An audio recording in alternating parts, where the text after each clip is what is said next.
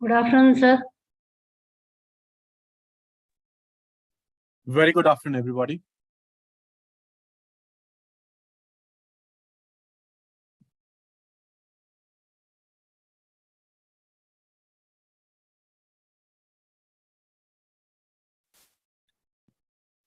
Please switch on your cameras, please.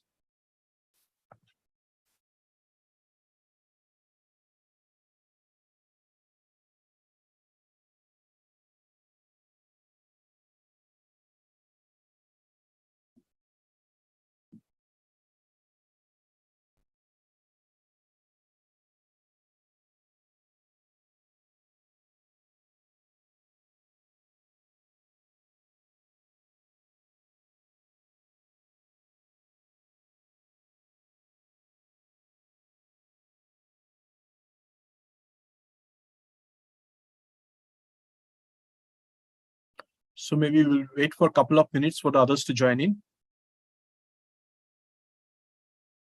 So kindly switch on your cameras.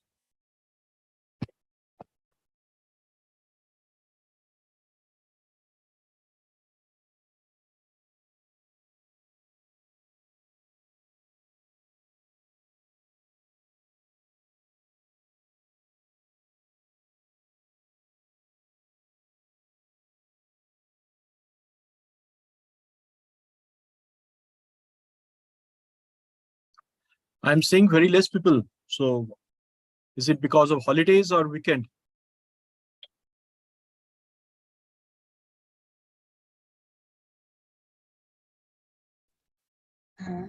They are joining, sir. Normally, they will join by 10 minutes late. Okay, I'll just wait for a few more minutes. No problem.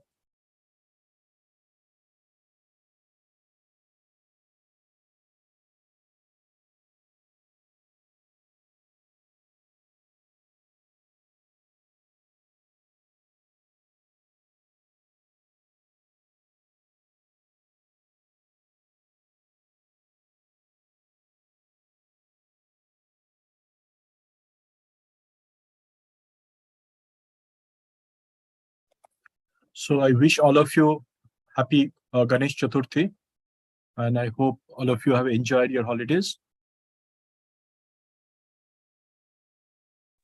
Thank you for wishing the field.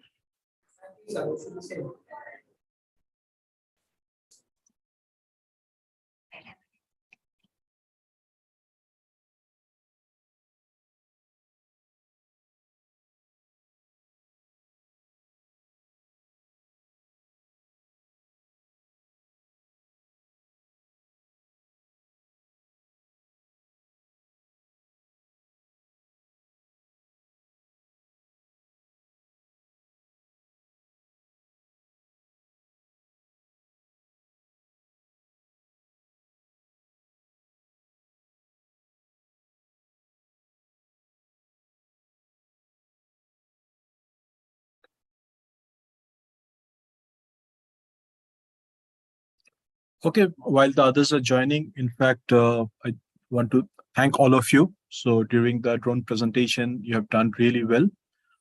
In fact, it was much better than the previous presentation. So I will hope that you keep on improving, right? So a more basically such presentation will give you more of confidence, and I'm quite happy with most of your performance, and you have really improved. And in fact, it was a good presentation that we have seen in the last time, right? So you can see from your basically the other students and your peers that they have really they have worked hard and done a very good presentation. So this month we are going to have a presentation, an assignment on the smart city, right? In fact, I have planned, I think, on 18th of this September. That is, I think, Sunday. So I will wish all of you to prepare well and do a presentation on smart city. And next month, basically, we want to have a prototype of the drones, right? So in the month of October, which we're going to basically review and validate and also check. So how you have created your drone as a prototype.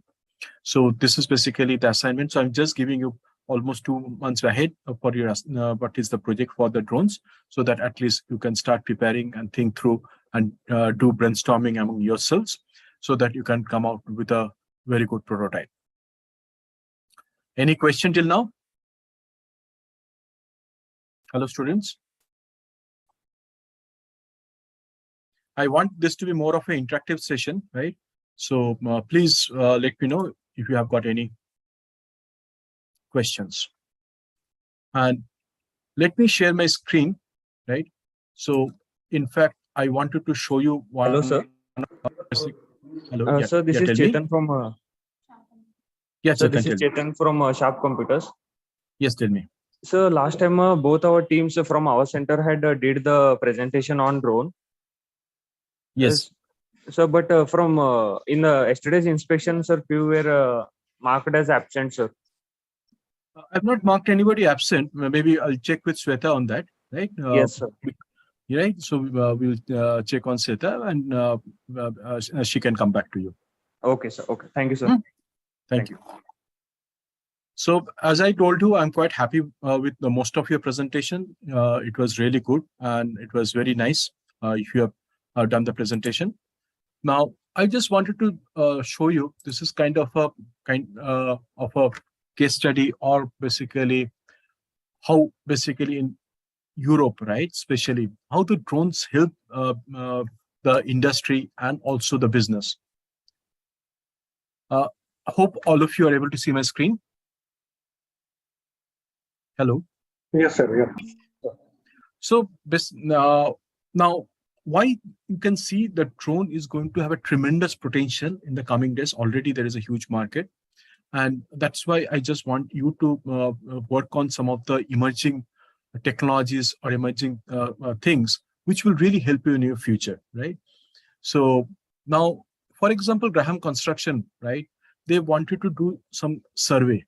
Now, this is the case study, as you can see, that using drones, how they have achieved not only the reduction in the cost, met the timeline, and also it provided lot of working easiness when they were doing this using drone. Otherwise, they would have faced a lot of resistance or lot of issues in doing the survey.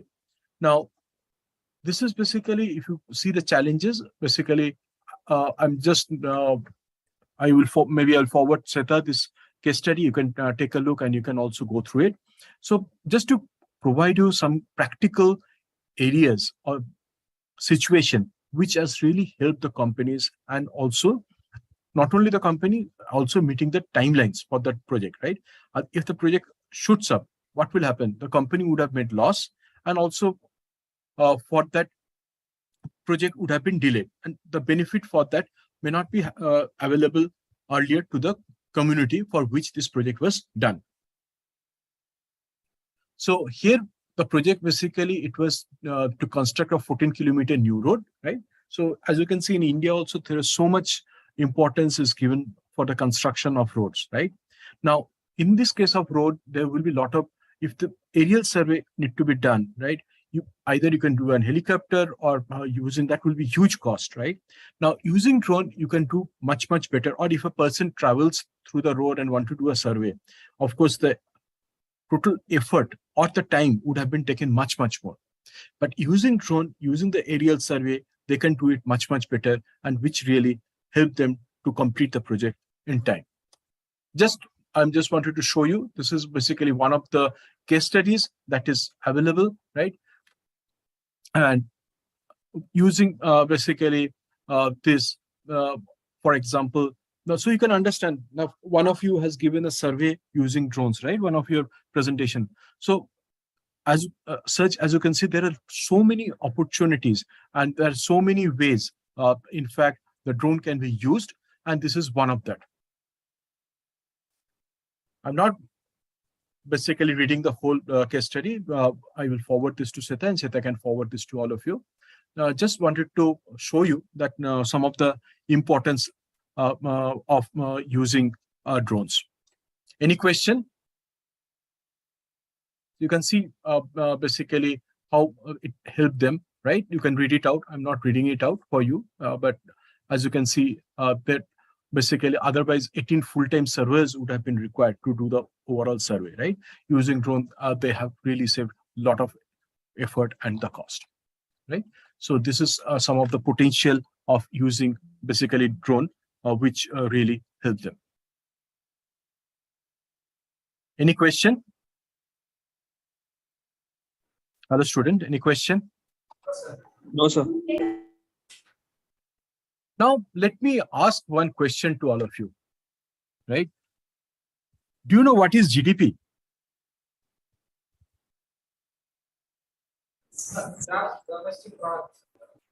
Hello, I can't hear you. Let me stop sharing so that, and please come on the camera. Yeah, I just want to know what is GDP. Gross domestic products. What do you understand by gross domestic product? Sir, when you are increasing GDP in the country, that will be show the country will be developing. Can you please repeat? Sorry, your voice was breaking. Sir, now I'm audible, sir. Yes, tell me. Sir, when is increasing GDP over in country, that will be show the country will be developing. Okay, so anyway, I will give you the explanation on GDP, but still it has not come out. Anybody want to basically attempt and tell what is the GDP, what you mean by GDP, and why Yes, GDP is important to all of us? And as a student, and as you are going into basically into the job, or maybe as an entrepreneur, right?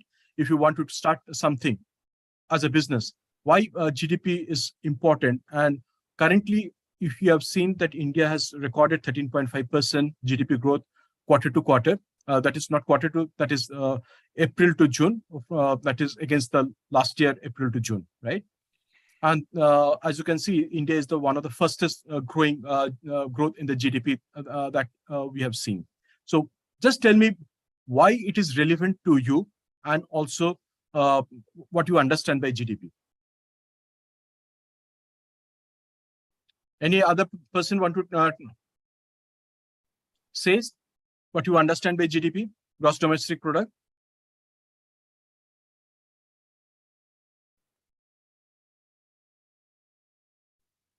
Other student? Anybody want to? I want to be more of interactive. I want you to please tell me what you understand, because a few days back, right?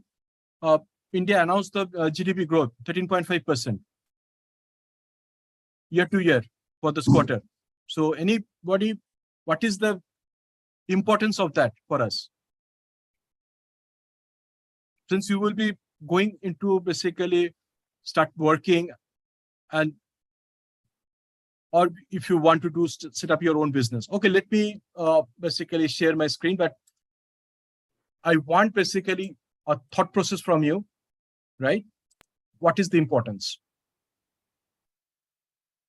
Let me just share my screen. If you're able to see my screen, let me know. Are you able to see my screen? So Yes, gross sir. domestic GDP is what? The explanation is gross domestic Market product, value. total market value of goods and services produced by a country economy during a specific period. It is also measures the income earned from the production of the total amount spent or expenditure or final goods and services less imports. So as you know, GDP can be measured in 3 ways, but generally we talk about expenditure method or income method for calculation of GDP. And GDP is one of the most common used measurement of economic activity. See, if you are in a country, right, where you are seeing a higher GDP growth, then the opportunities will be abundance, because other countries also will start investing in that country where they see there is a growth potential. So any businessman or any basically entrepreneur will invest money, right, where they see there is a potential of return, high return. So in turn, what happens is that if you are in a country which has got a higher GDP growth, then you will have much better opportunity, right? Both as doing a service or getting employment, and also if you want to start your own business. Any question? Hello, student, any question? No, sir. So what are the highlights of GDP, right?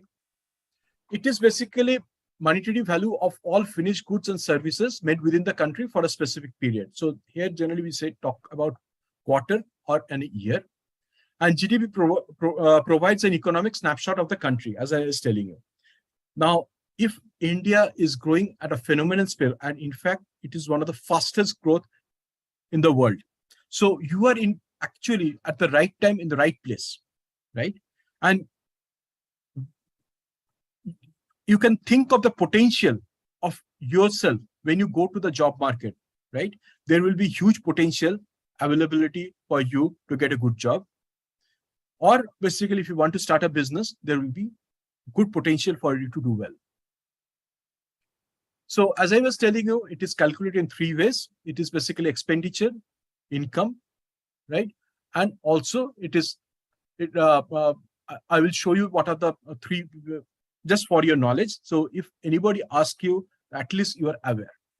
And there are basically real GDP and nominal GDP. Real GDP takes care of the inflation part, and the nominal GDP, it doesn't. So though there are limitations, but this is one of the most important tool that the policymakers, the investors, and the business take strategic decision. Now, there is a question to all of you. Do you know what is India ranking now in the global GDP?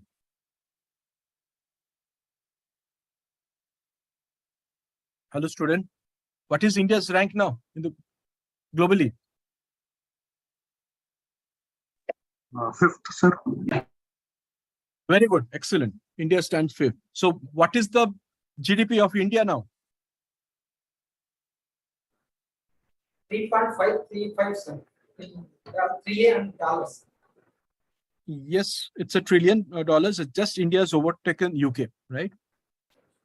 So India is the fifth largest economy in the world. Of course, India is going in a phenomenal speed, and slowly it will overtake some of them, like Japan, Germany.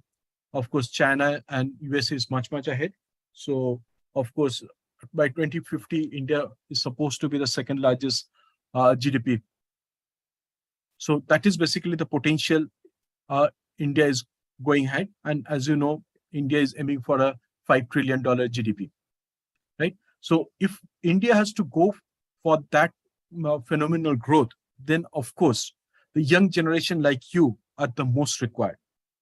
Because coming to the next slide, as you can see, there are three ways, as I was telling you. One is the output method, expenditure method, and income method. I'm not going through the output method.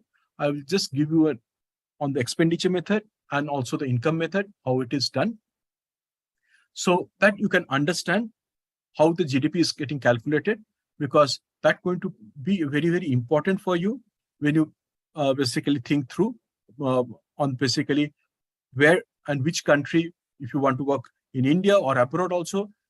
If you go to a country which is going with an increase in the GDP, that is always there will be large potential.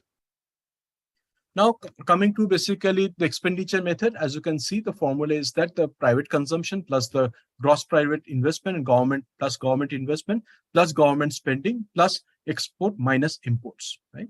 And this is how basically the GDP that is calculated from expenditure side. So more India does the exports, right? Then basically our growth for GDP will be more. Now, as you know, there is a huge IT exports India also does, right? IT services means IT services. So that actually helps India to have a higher GDP. Similarly, if you see a lot of investment is coming, right? in the manufacturing, like semiconductors, I was telling you, like other investment, like whatever it maybe steel, cement, whatever it is, like construction, whatever is happening. So actually that will help you increasing the GDP. Any question? Hello, student. No, sir. Now I'm coming into the income method. That is basically the generally the way we calculate the GDP also. So here it is basically total national income that need to be calculated, and then adjusting it with the sales tax, depreciation, and net foreign factors. That is basically export minus import, and thus we can have this formula, right? So of course, as you can see now, the GST last month we have got 1.4. How much? How much we got last month? GST, one of the highest, right? Again, we got. So as you can see that 1,40,000 crores of GST we collected last month. So as you can see, more tax we collect or more GST it goes up. Actually, that means the progress in India is happening, that India is growing. So that is another way of looking into. Now, I'm just giving you an example also below. For example, if you take for a country, you take it K-land, right? And where there are maybe around 100 inhabitants are there. And in that, basically, you take a small country where the total income in salary and wages is around 20 lakhs, and 5 lakhs they earn in rent, and 1,50,000 as interest. Next is that there are 10 companies which make a profit of around 40 lakhs, right? And they also earn around 5 lakhs in rent and 3.5 lakhs in interest. So overall, that country's GDP will be around 75 lakhs. Just is a hypothetical how a GDP is calculated. So when we individually also work, right, we are also creating a GDP for the country. Whatever we are earning, right, or if you are in a business, if you're creating basically wealth or revenue for your business, you are actually helping the country to increase the GDP. Any question? Now, coming by the countries, as you told me, you are correct. India's ranks are now basically fifth globally in the GDP. And of course, India is now looking to go to 2030 to be basically on the third place, overtaking Germany and Japan, right? So this is basically wanted to let you know, because these are the things you should be aware and should be proud that you're part of India and you're basically going to build the India and increasing the GDP. Because whatever you do, you have to think through. For example, now talking about the smart cities, in fact, by 2050, there is $41 trillion of investment that's going to happen. And India, you can see a lot of smart cities going to happen, like the bullet train. So all those investments that are happening, right, are going to basically help India to increase the GDP. And whatever you do, you will be required, basically, IT is basically the enabler, right? So as an IT professionals, you are all will be required to take part in those. When the economy is growing, you will be absorbed into those economy.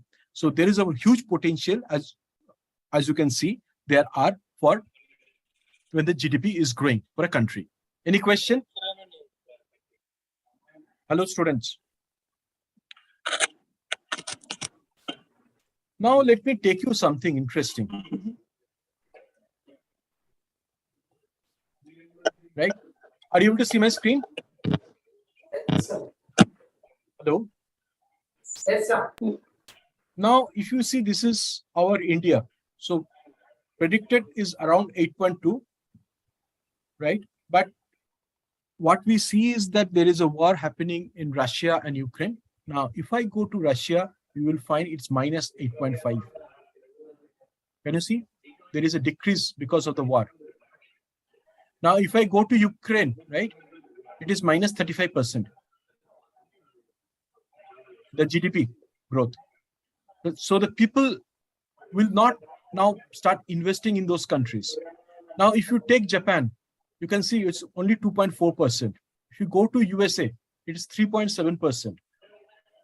If you go to Australia, it is 4.2%. So what do you understand? Which is the fastest growing country in the world now? India, sir. So you go to any country, like if Africa, this is the dark green, as you can see, is basically those countries. If you take any other countries, right, you can see, if you go to Africa also, right, no country in the world is growing in double digit. Forget Saudi Arabia is 7.6. That is also with the oil prices going so high, right? Still they're into 7.6%. Whereas China, which used to be growing very, very fast, anybody who knows India and China, the GDP was almost 1980, it was almost equal, India and China. But after that, China grew phenomenally, right? And now it is, in the last slide you have seen, it's 19.1, almost 6 times, more than 6 times of India, the GDP. Now, if I go to China, what is the percentage you are seeing? It's almost half of India, the growth. And with the lockdown that is happening in some of the major cities, the world is seeing that they're going to have a lower GDP growth. So why I'm showing this to you is that you should be aware that where is the potential, where is the market, right? So this is where, since we are in India, there is a huge potential for us. Now, tell me, based on this, what you understand as a student, if when you go for an interview or when you basically want to do your own business, right? Let me know, what is your thought process? Let me stop sharing. You please come on the camera, all of you. So what is your thought process? So what you see, what is the benefit you see when you are in a high growth GDP country? So how you want to further increase in the GDP for that country? What is your thought process?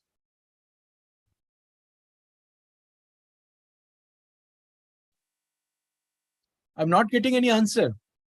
See, sometimes in the interview, you can get some tricky question, right? Just to let you know, in one of my interviews I attended, right? In fact, the interviewer did not ask anything on my subject. It was all about generic, what is happening in the globally economics. So they want to understand your understanding what is happening in the globally. Of course, your subject matter they will ask, but your attitude, your aptitude, and your learning, and so that you can adapt basically to the changes around the world also. So at least you should be aware what is happening around the world and where you are. So if those kind of some tricky question comes also, that you are absolutely able to answer. Because generally, that's why you should read always news. You should know what is happening around the world and what is the current affair. Right? So this is how it will really help you to crack basically good companies or MNCs or top companies, where basically it's not going to be on your subject.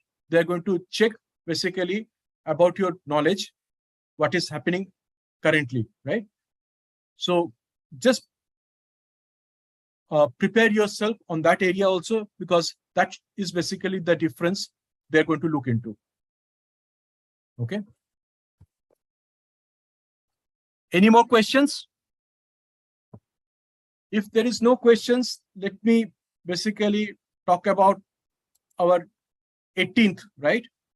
What we are going to have for our assignment and presentation, that is the smart city. Now, again, in this case also, I want you to create like similarly a team that is between 3 to 5 people, right?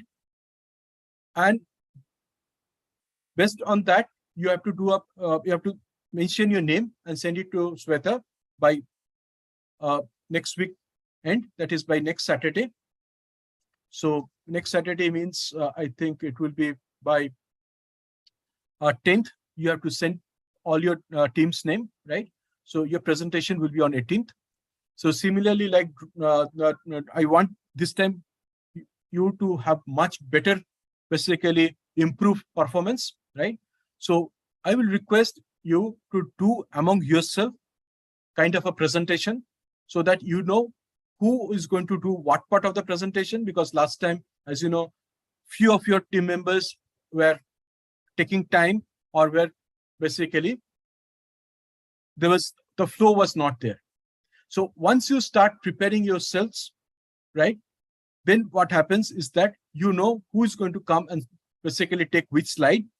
And so there is a proper synchronization. See, once you go and work in a corporate, right, you are not going to work as an individual person. You will be working as a team. So most important thing is that the teamwork is taken into consideration, because any project, the success of the project is basically based on the team's effort. So you need to know among your team also who is basically the player who can play like a football team, right? Somebody has to be in forward, somebody has to be in half, somebody has to play in the back, and somebody has to be in the goalkeeper. So now, basically, if you see, I want the presentation to be around 8 minutes, 6 to 8 minutes, and increasing the time so that you have enough time of each of your team members, and each of you have to speak also, so that this will also help you to help the other student who may not be basically able to communicate maybe some problem. You need to help them, because it is not yourself that you need to be the number one. It is your team that you have to take through and to become the number one. Right? Any question? So why I'm giving this team effort is that some of the times you will find when you're going to do a project, you will be working as a team. And so somebody may be good in coding, somebody may be good in basically doing the presentation. So it is basically you need to think through how you're going to work as a team to do the best presentation or the best for that day. And then basically we will announce which is the best team that has presented for the month. Okay, so let me go again to the smart city. If you have got any question on smart city, I'm happy to answer your questions. So let me again share my screen. Hello, sir. Yes, tell me. Sir, what all should we include in the contents for that presentation? I am giving you this time basically anything you think through. Of course, I will show you some of the video. I will show you some of the case studies, right? Now, I want all of you to do basically out-of-box thinking. Now, if I give you basically kind of a script, right, you will follow that script. But now, basically, I want you to think through. And so that I want all of you have a different presentation, the team, each team. Are you with me? Yes, sir. So, yeah, so I want basically now, basically how you can think through, how basically you think out of the box, what you can do. Okay. Yes. So let me share my screen again. Now, Excuse me, sir. yes, tell me. Please.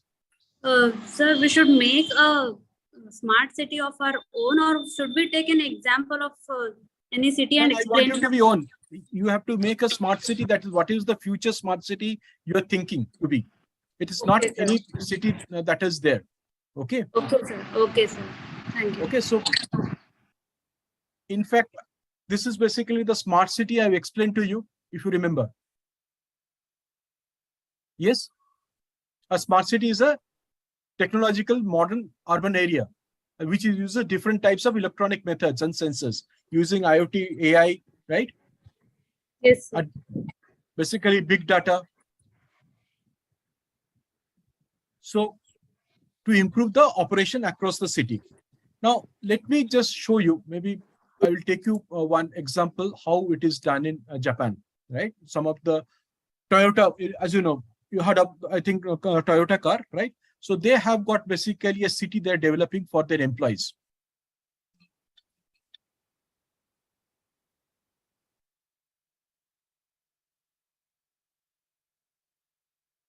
Let me show you.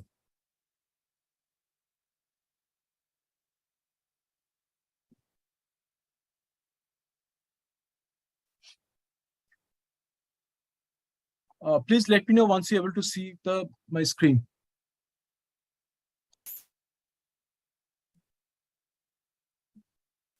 Let me stop sharing it first because first let me get into the. Yeah, let me share my screen now.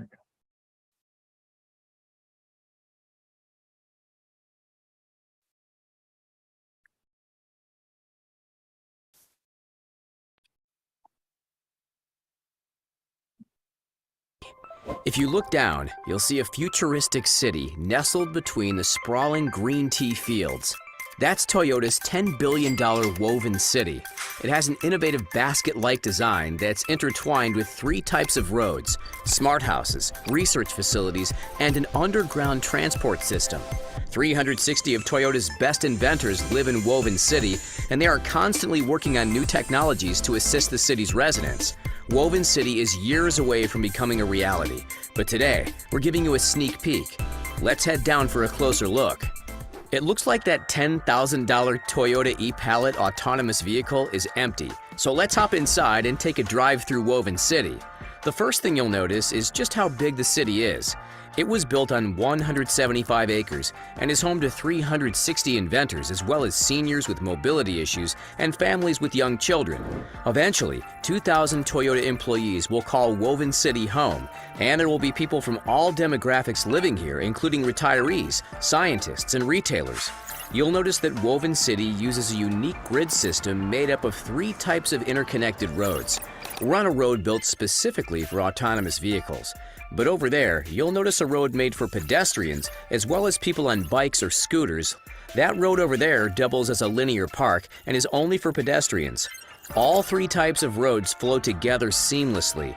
Traffic congestion is never a problem in Woven City, and the roads elegantly weave through the smart houses and buildings. You'll also notice that there's no pollution in Woven City. The air is crisp and fresh because there are miniature parks around every corner. The roads are lined with shrubs, fruit trees, and cherry blossom trees. In true Japanese fashion, Woven City's technology blends seamlessly with nature. There's one thing that you can't see as we drive through Woven City: the sensors. These sensors collect data that can be used to improve the artificial intelligence. So you can see for the smart city how basically IoT is playing a role. And robots in Woven City. Woven City is a living laboratory, so the data that's collected can be used to develop other smart cities around the globe. Governments around the world are expected to spend $41 trillion on smart city infrastructure over the next 20 years, so that information is invaluable.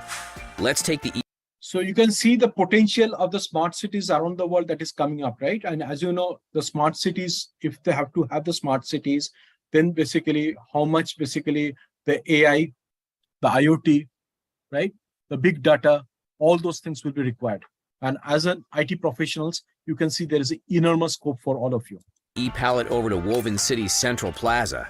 Woven City Central Plaza is more than just a town square. It's a place where the city's residents can shop, socialize, or even attend a concert. The robots that work in Woven City can put together a concert stage in no time, and you'll notice that the Toyota e-Pallets parked in the Central Plaza double as miniature retail shops. They can even be used as food stalls during festivals. There are research facilities all over Woven City, including one at the top of that retail shop. We can take a look inside by driving to the top via the roadway that's built directly into the side of the building. This is where engineers and scientists work on new technologies for Woven City. Over there, you'll see an engineer designing new autonomous vehicle tech, which is something that happens on a daily basis in Woven City. Toyota purchased Lyft's autonomous vehicle division for $550 million, and the company is now one of the world's leading AV manufacturers. There is also a robotic team hard at work in this research facility. Over there, you'll see engineers working on a $2.5 million THR-3 humanoid robot. The robots roam the city freely, helping residents with daily tasks. That engineer is testing a ceiling-mounted robot. See, I used to work in ABB, and if you know, ABB was the world's largest in robotics, right? So huge potential is there for the smart city where robots will play a big role. And of course, to run those robots, we as IT professionals will also require a lot of scope for all of us. So not only you can see there is a huge potential in each of the areas that's going to come up. Robotic butler.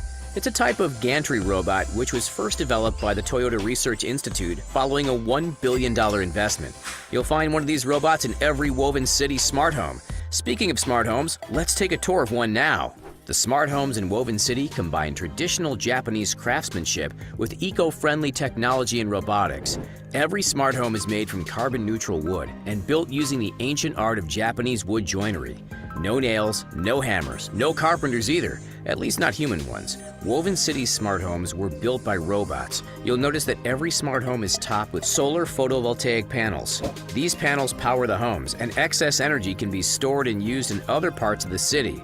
Let's head inside this smart home for a closer look. Over there, you'll see the home's robotic gantry arm tidying up. The robot butler can also assist residents who have mobility issues. Don't worry about restocking the fridge or taking out the trash. That's all done automatically using sensor-based artificial intelligence. The home's AI can even monitor your health and remind you when it's time to exercise or get some fresh air. Toyota micro-pallet robots can deliver packages directly to residents. These miniature six-wheeled robots simply enter the home via a mini elevator that's connected to an underground system of tunnels called the Matternet. Speaking of which, let's follow one of these cute mini robots and take a look at Woven City's underground infrastructure. All of Woven City's support facilities are located underground, from the hydrogen power system to the storm filtration system. They're all seamlessly integrated with the Matternet transport system that reaches every part of the city. The micro-pallet robots are super speedy and can deliver a package in just minutes. So what did you think of Woven City?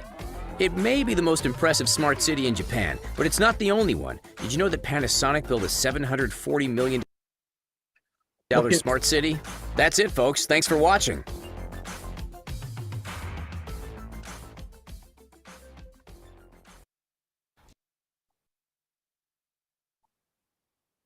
Okay. Now, question to all of you. So what do you understand? So this is basically about Japan, right? So I just wanted to understand. So what is your thought process? What kind of smart city you are going to build? Please come on camera. I will request all of you to come on camera so that I know basically when it's better always go up there and do a physical training, right? But of course, all of you are in different places. So let's be more interactive. So what is your thought process? How Toyota is developing this new city? So how are you going to plan your smart city? Now, if somebody asks to plan you the smart city, right? So what will be your thought process? So any ideas what you're planning for the presentation and how you want to do your smart city? If any question you can ask me now. So in our smart city, we can integrate with many IoT devices, and we can use good artificial intelligence also, sir. Yes, of course. Now I want to see your imagination, your out-of-box thinking in your smart city. What are the processes? What are you going to build in a presentation? You can put, right? So I'm just shown a video so you can see each and every smart city that are coming up, right? They are quite unique. In India also, as you know, our government of India said they're going to create more than 100 smart cities, right? And in fact, in Karnataka also, there are a few smart cities that are planned. Yeah, hello, sir. This is Sachin from Kavita Computers. Yes, tell me, Sachin. Yeah, so regarding the smart city, so I wanted to build a transportation where the system which is like currently we are going through hyperloop and tunneling. So as we are, there is a live scenario which is developed by the Elon Musk as well as the Virginia from um, Virginia groups. So for building the tunnels for the transportation modes, so that it will uh, levitate the transportation from various methods. So even the hyperloop is also building, so to overcome the traffic in a system to manage the transportation. So this is my one of the I think to overcome the traffic management in the smart city. Absolutely, Sachin. Very good point. In fact, there is an hyperloop that has been thought through connecting Bangalore and Chennai, right? Yes, So yes, that, we are. yeah. So, like if you take Satabdi, also it takes almost 5 hours. In car, also Yes. it takes around 4.5 hours to 5 hours, right? Yes, yes, Now, using the hyperloop, you can maybe in half an hour or maybe 20 minutes, you can be there from Bangalore to Chennai, yes, right? So, of course, yeah. So, like a bullet train or this thing, because it is very, very important how fast you can reach the other location nowadays. Right? yes, So, yeah, so of course, these are large ticket investments because Hyperloop is a very high investment, but there has to be an ROI. For example, those business people or the entrepreneurs, they need to attend multiple meetings, right? Or the business executives, there will be a market for them. They need to reach at a very, very fast to Chennai or maybe due to some health or whatever reason maybe, right? Or you want somebody parents is not well, they want to immediately go to Bangalore to Chennai, similarly Chennai to Bangalore. They need to come as soon as possible so they can use an hyperloop. Of course, this is one potential. What you are saying is correct. There is a huge market for going to come up in future. Of course, these are basically thinking process or out of box how it can be done, right?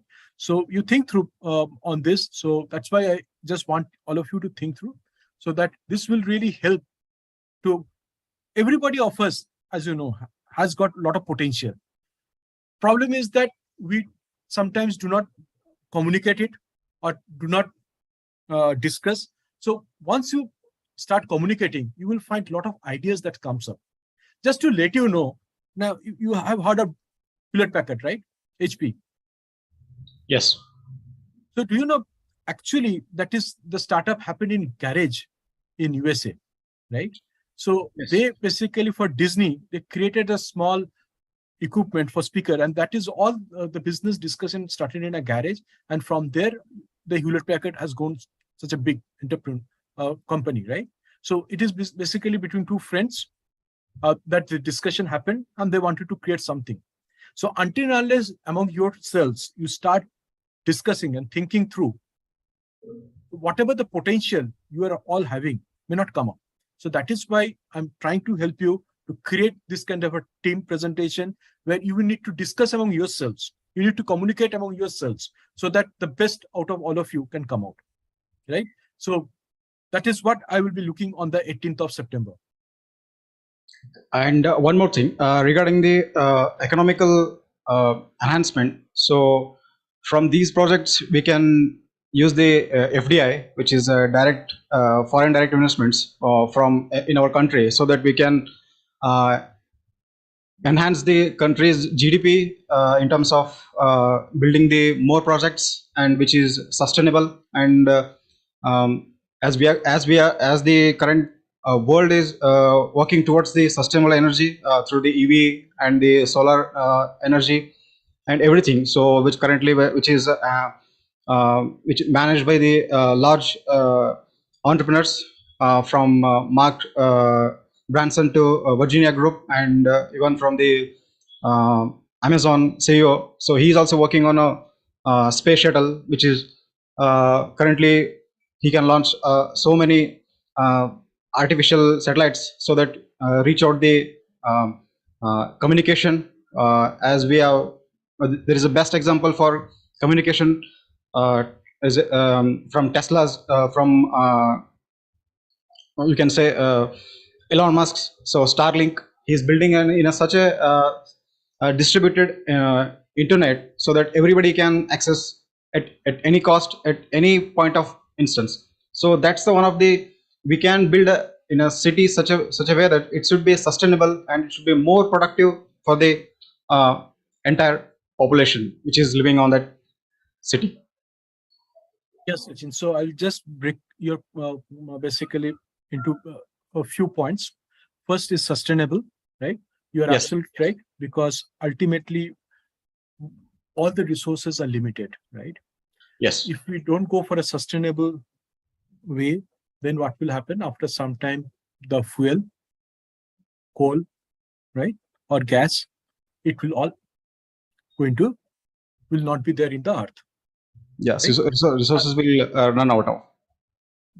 Next is that it creates basically pollution, and creating pollution, it has got greenhouse effect. And what is happening? The earth is becoming warm, right? Hot, and it started melting basically the ice. If the ice starts melts, if Antarctica, for example, if 1 feet of ice melts, in fact, as you know, the sea level will rise to a certain extent that some of the coastal cities will not be there, like Mumbai, Chennai, or Venice. Those what are the coastal cities will not be there. The earth will be all be inside the sea. So you can understand why it is important to go for sustainable energy. Next is that due to pollution, it has got carcinogenic effect. As you know, it is not good for health.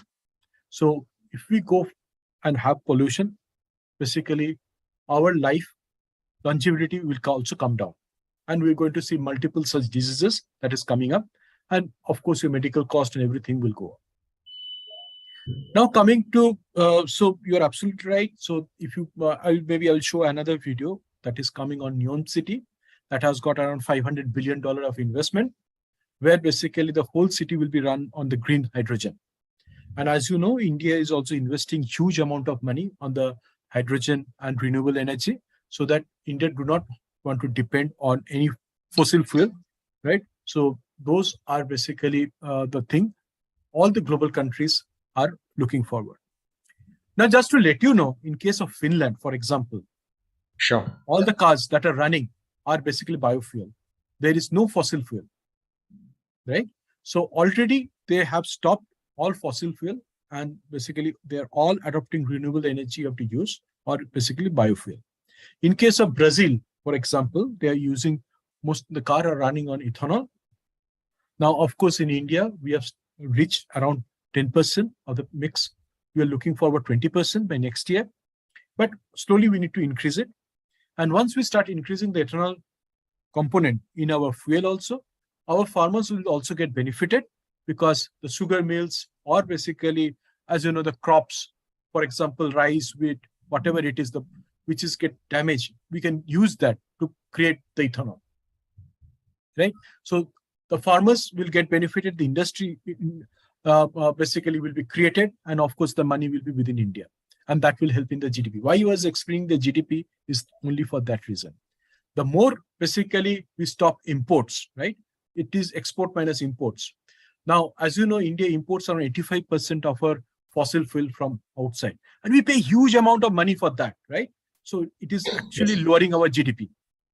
Now, once we basically become self-sufficient in our own energy, then basically our GDP will also grow up. And that is why we need basically youngsters like you to think through about the innovation. See, each and everybody has got potential and a thought process. Only thing is that you need to bring it up. You go, and if you read about the biggest entrepreneurs in the world, right? They all started very, very small. And in fact, they started like small innovations they created. And after that, they basically made a huge empire for that. So similarly, there are always their potential for development. And that is what basically the think through or communication. So I really appreciate, Sachin, that you are talking. I want other students also to speak up, because until and unless you communicate, whatever the inside, the thought process you are having, it is inside you. In Yes. Bengali, sorry, it's a word we call kupamunduk. It is basically frog inside a well. I want all of you to come out from that and explore the world, right? So only Thanks. you can do is that if you can start communicating. See, nobody in the world knows everything, right? But it is in Bengali, there is another word called Adda. It is basically the discussion between intellectual people. And that is the Bengali, the Renaissance happened. So that's where we see a lot of great people coming out, right? And because it's basically of the discussion, the communication that basically helps to develop, right? So again, that's why I'm stressing all of you to have basically teamwork, because until unless you do a teamwork, you will not be able to communicate. And until you're not able to communicate, right, you will not be succeeding in your life. Because whatever we do, right, you have got a fantastic idea, but that need to be communicated, that need to be implemented. And only that can be done once you start communicating. Because once you maybe initially you can have the idea maybe not working properly, but you have got your friends, colleagues, or peers, or seniors who will be able to help you. But for that, I want you to communicate. But I'm not saying all of you to communicate here in this forum, but that's what I will request. Ask question, let's communicate, let's discuss. Now, Sachin, coming to the next point of FDI, right? Now, FDI is a good point because, as you know, again, money or fund is a resource, and that is also limited in India. Now, for example, if you know the bullet train that is between Mumbai and Delhi, right, which is basically sponsored by Japan, and they're giving almost around 80,000 crores. Now, think through. This 80,000 crores, that means what will happen? You need to build towers, you need to build basically rail track, you need to have the locomotives, right? And a lot of construction need to be done. Then the stations need to be built in. And those has got basically a lot of investment will be done. So you require steel, you require cement, right? Of course, a lot of people will be employed. And when the people get employed, the construction, not only white collar people, it is basically the workers who are constructing it. So when they get salaries, what will happen? When they get salaries, they will buy food, they will go and buy clothes, they will go and buy toothpaste, they will go and buy basically some utensils, right? So what is happening? Those industries also get what? Revenue, isn't it? Yes. So that is what in economy we call spiraling effect of an infrastructure investment. So whenever we do an investment like in an infrastructure, what we see is that if you invest 1 lakh rupees, actually the growth is investment becomes 10 lakhs because it has got multiplier effect. Are you with me? So, yes. So this is why the smart cities or this thing, when the investment happens, maybe if it is a 1 crore, I'm just giving rational, it's not 1 crore, it would be hundreds of crores and thousands of crores. So it will have a multiplier effect because for that smart cities, you require basically lot of equipments, right? Sensors you require, devices you require. Those companies will manufacture the sensors and devices, right? They will have to employ. They will require raw material. Just giving an example, you need IT professionals to program those. So those will get salaries. So you can understand how much of impact that's going to have into the economy. So being in a developing country like India, you have got a huge potential. Now, all of us, if we start working and thinking through, maybe we will not do 13.5 next time. We will go more than 20%. Because this is basically the more we become self-sufficient, right? More industry that comes up, right? More we start exporting. What will happen? As in India, the GDP will grow much, much faster. Yes. So that is why, and if you know at what rate Japan has given an interest, almost like a 0%, right? So you can think through, like if we can get an investment of such huge amount with such a less amount of interest, right? And that we need to repay in 20, 30 years, long term. Those are very, very long term. Government to government, those investment FDI comes. So what happens? India within that time will have a multiplier effect of that already built into the GDP. Yes, it should be from 0 to 1 rather than we are adding the services, we can multiply the products. Right. So any other person has got any other thought process? Thank you, sir. Thank you, Sachin. Thanks for bringing it up. Thanks so Really much. appreciate it. So any other people, any other questions?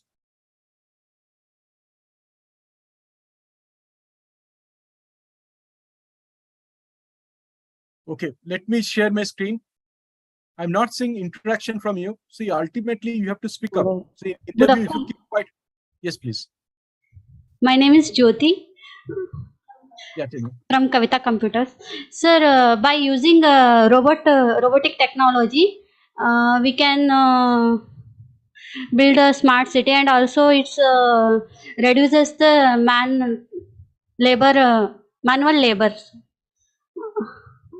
Okay. So robotics is one part of it, right? So And of also course, AI and IoT we can implement on those areas. Sir. absolutely, the smart city involves IoT. They Yes. involve AI, right? Without that, it will not work. Okay. So smart city involves that because you will have the sensors placed different parts of the city. For example, if you want to monitor the traffic, the smart metering, right? Yes, sir. The smart lighting. Then you need to have those devices placed different. Now, those from devices, you need to collect the data, and Yes. based on that, you need to do the analysis, right? And then you need, if you want to use AI to automate some of the processes. So all those will be requiring basically IT professionals, and you need to do it in a proper way so that it gives congenial to all the people who are living in that city. Correct? Yes, sir. Good. Thank you, sir. Thank you. So any other questions? Excuse me, sir. Yeah, tell me. I am Shalini from Kavita Computers, sir. If you don't mind, please come on this video, please.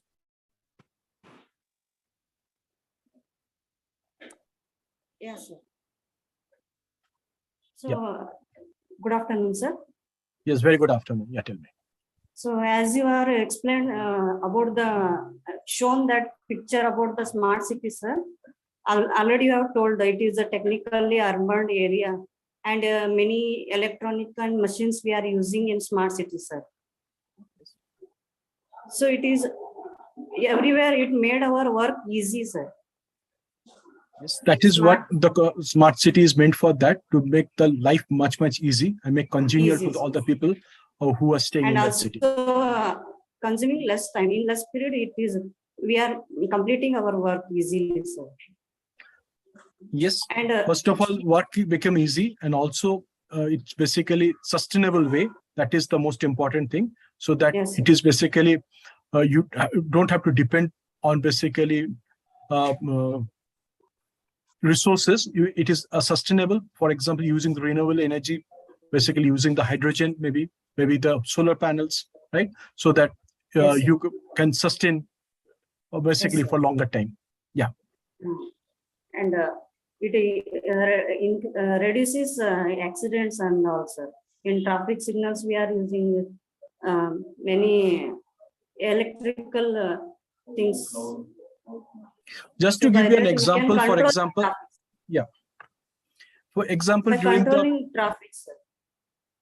You are right. So during the Olympics that happened in Japan, right, all the cars were driverless, right? So getting basically Yes, the athletes from the airport or from the bus stand to the village where they are staying, or inside the village, all the cars that were moving around were all driverless. So you can understand yes, how it can help. Sensors, of course, yeah. those, yeah, all eco-friendly cars. Yes, sir. Okay, any more questions? Thanks. Okay, thank you. So let me share my screen now. Yeah, tell me. Yes, please. Yes. So, in the smart city, we are going to use IoT. Your voice is breaking. Your voice is breaking. If you can, in fact, who is there? If you can help her, please.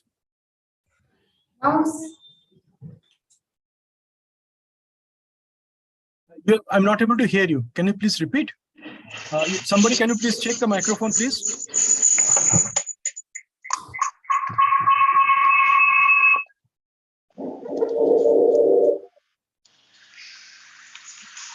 Hello, sir.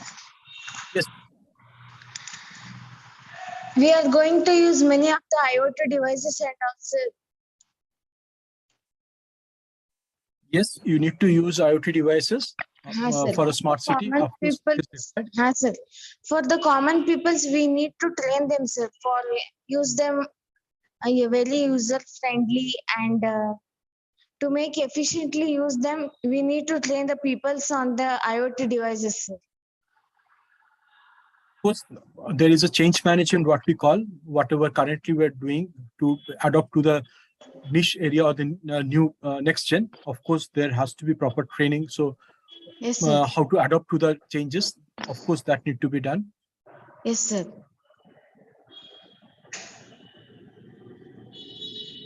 So any other thoughts from your side? Any questions?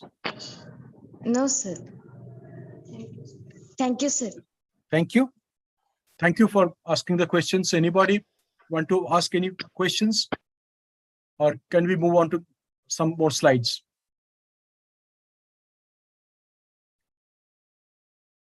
Anyway, I want to be more interactive because I'm seeing very few people are answering. Now, let me just take you to a city called Neom, at least just to give you high level what is happening there.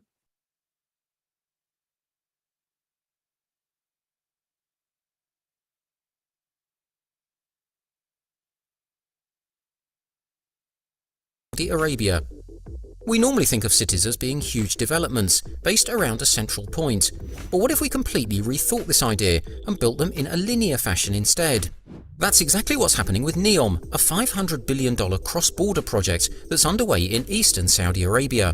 At its core will be a 105-mile-long linear city that will become home to 1 million residents, around which the rest of the city will be built.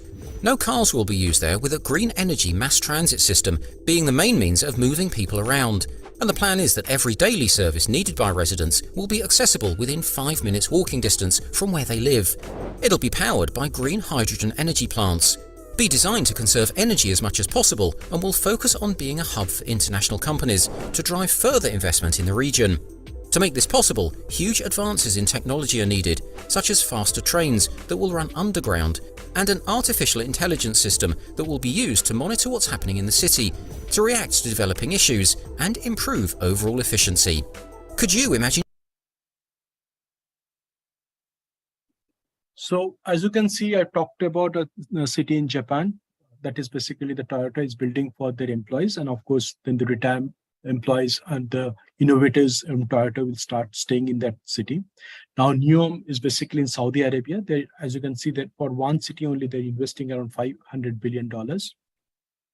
And that will basically attract a lot of investment. Companies will try to set up their offices there, because for their employees also, that will become much more easy to work there and accessible of all the bare minimum necessaries. There will be absolutely no pollution, because if we're going to use hydrogen, green hydrogen for the power, right? And people will be attracted more, because whenever people see that there is a kind of a no pollution, it's basically very easy, and everything bare minimum, whatever is required, is accessible. So people will also be attracted. So that is what they're planning to do. Why Saudi is trying to do that? Because, as you know, after some time, the fossil fuel, which they export, their main business, right? The revenue, it's going to last for another few years or some years. After that, they need to generate some revenue. So that is why, if you see, they started investing on the smart cities, so to attract basically large corporates to set up their offices, so that they can have another kind of a revenue generation for this. If you see the Qatar also, for example, if you see Al Jazeera, the news channel, they have created specially for that, because they want to diversify into kind of other businesses from which they earn some money.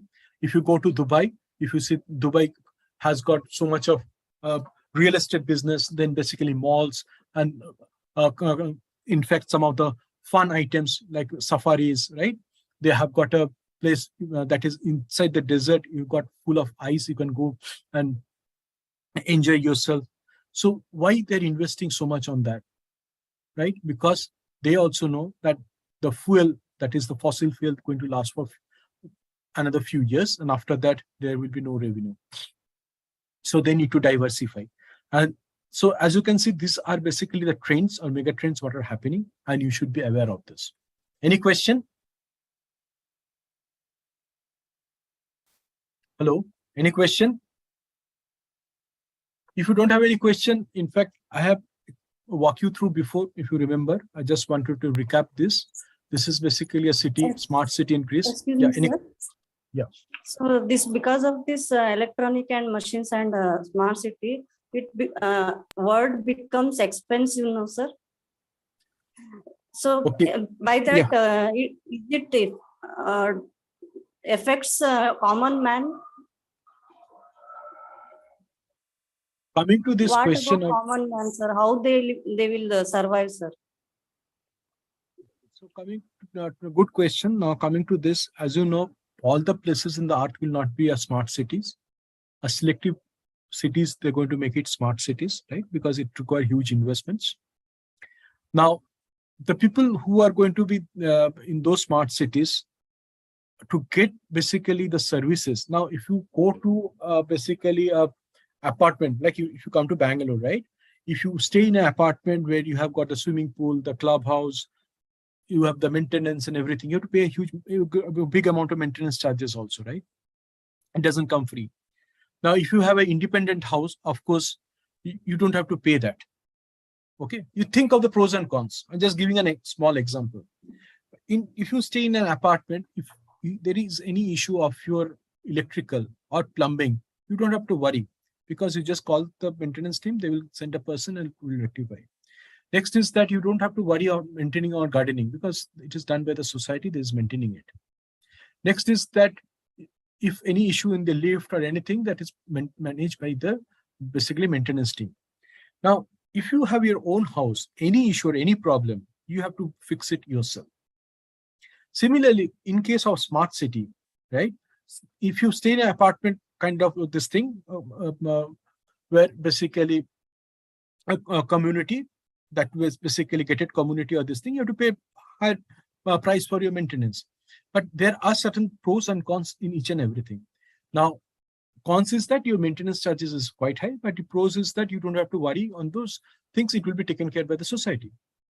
Similarly, in case of a smart city, you get the basically, for example, you have the hydrogen, green hydrogen is going to be used, renewable energy. You don't have pollution. So that means your medical cost comes down.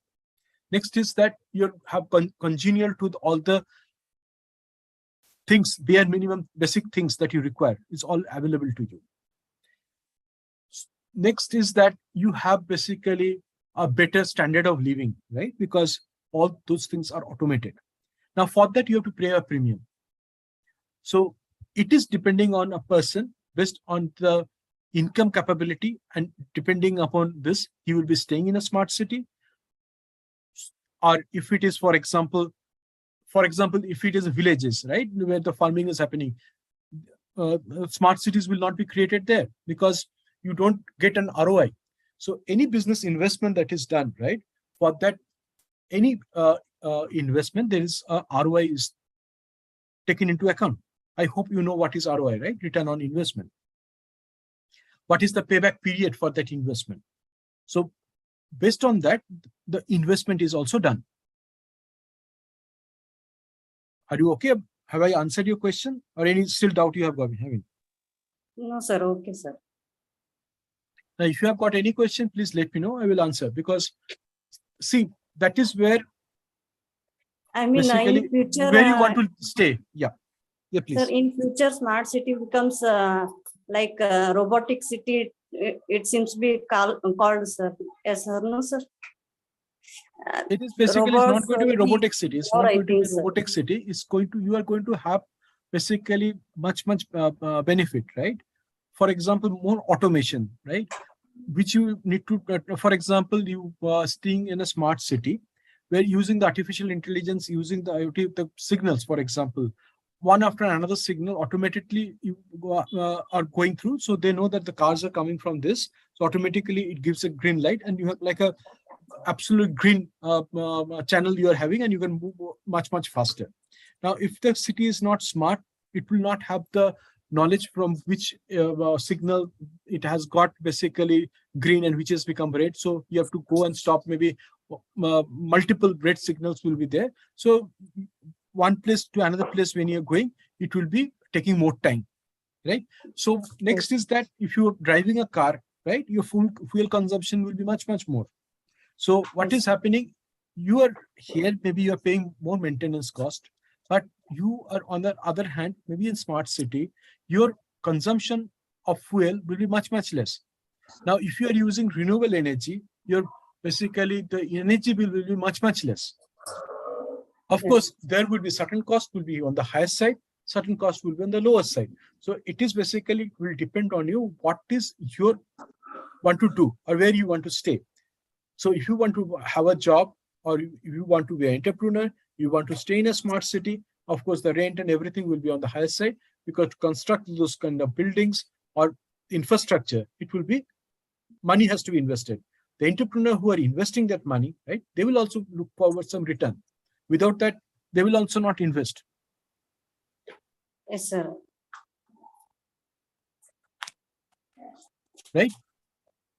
So, Yes, sir. like if you go to Singapore, right? If you go to, just giving an example of Singapore, there are apartments and condominium. Now, the rent in the condominium will be much on the higher side. Whereas if you go to an apartment, gated community, the rent will be less. But if you go to basically outskirts, maybe the houses where the rent will be less, but the facility or the services you are getting, right, it will be all will be different. Just to give you an example. Okay? Yes, sir. But it is increased unemployment, no, sir. See, that is a question. In fact, a long time back, when the computer came to India, right? People thought the computer came that unemployment will be increasing. Yes, but sir. tell me now, because of computer, the employment in India has gone up, right? Yes or no? Yes, sir. So that is the It is mental having thought advantage process. and disadvantage both, sir. In fact, if you see, if it was a manual work, it was happening, right? Now, Yes, after the computer has come, you are able to serve the rest of the world. How many Indian professionals has gone abroad for IT? Only because of they have learned computer and they're getting job outside, right? If the computer had not come, you think of the India exports, how much of dollars? Do you know how many $1 billion of IT exports India does? Just take a look in the Google and let me know. Now, if the computer has not come, think through what would have happened to India. With this oil prices going up, the fuel, India has got the fuel, the fossil fuel. What would have been India's position? Would India be into the fifth into the GDP? Just think through on those lines. Right? Okay, sir. So, okay, sir. More advancement of the technology, right? It helps to create actually more jobs. Now, what Sachin was talking about, if you see a few minutes back, regarding the infrastructures, the FDI investments, right? Now, more advanced infrastructure you're having, you will have FDI investment. The foreigners will come or Indian entrepreneurs will invest. Think through, if basically you want to export some areas where your factory is, that is around 500 kilometers from the port, and if you do not have a logistics, right, proper logistics, it takes, for example, now if it comes in, just giving an example, if in a road, right, if proper road is not there, it comes in 7 days. Now, if you have got a proper road in 500 kilometers, right, it comes much faster. Now, if it comes much faster, then what happens? You are able to export within the time, or basically you can basically send to the other businesses or the factories much faster. So you will have, if you know from finance background or this thing, you will able to rotate your working capital much faster. Once you start rotating your working capital much faster, you will be able to earn more profit and you will be a sustainable business for you. Similarly, there is a competition, right? Whole globe is like a village. So if you are not supplying faster, other will if you supply don't much mind, faster. sir. You Sir, will if lose the you don't business. mind, Yes.